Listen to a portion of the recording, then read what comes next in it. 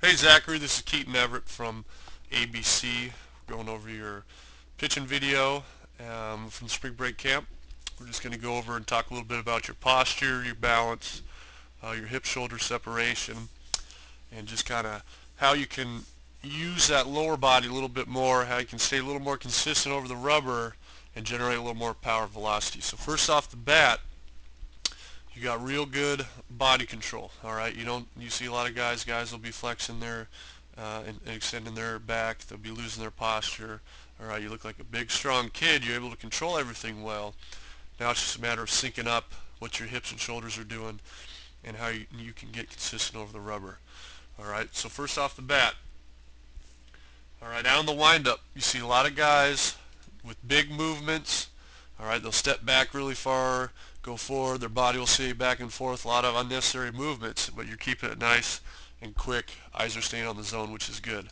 All right, so now what we're going to look at is what's going on with your posture and what's going on with your body and how that's working in relation to where you're breaking your hands.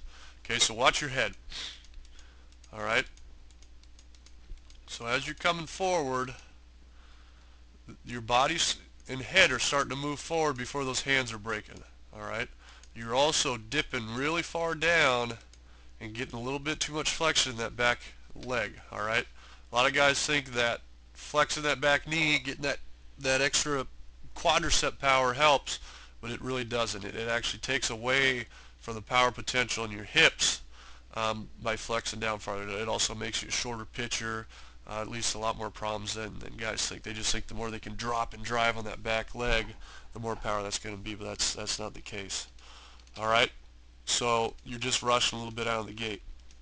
All we need to do, another thing too, is I'd like to see the glove a little bit lower. All right, you do have a high arm path. You don't drop your hand really low, which is fine, but we just need to eliminate that extra movement. All right, so if you can just move your hands a little bit farther down, you're going to eliminate a little bit of that drop.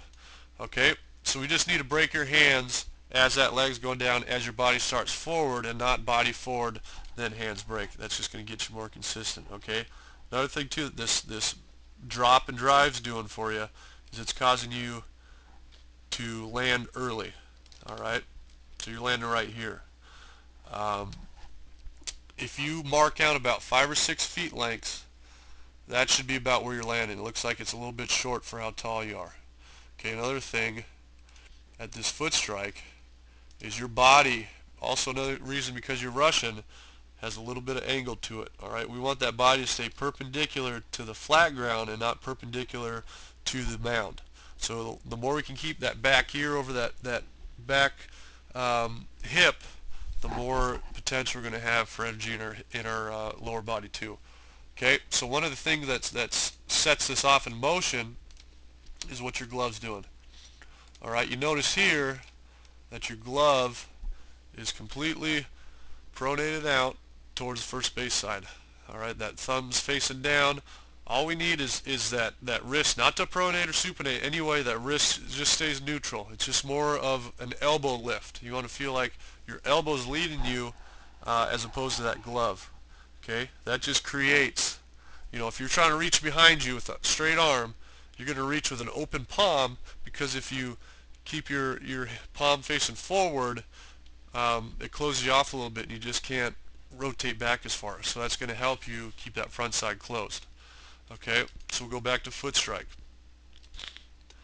Okay, here at foot strike, what's going to help us get our body out a little bit farther, we bump this glove out a little bit. That's still pretty good, and that's going to help us stay closed longer and keep our upper body back farther too. Like I talked about, you getting out a little bit ahead of yourself. It's going to help you stay back parallel to the flat ground.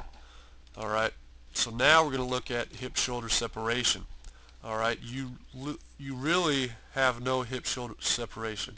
All right, this back hip, watch your hip and your shoulders.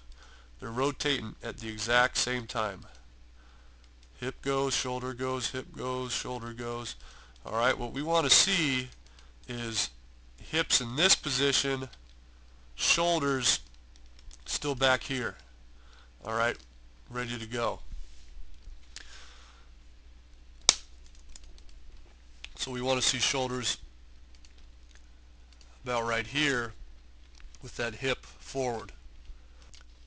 All right, another thing I just noticed looking back at this tape is another part of that Russian breaking the hands late is your hands aren't able to get up on top of the ball.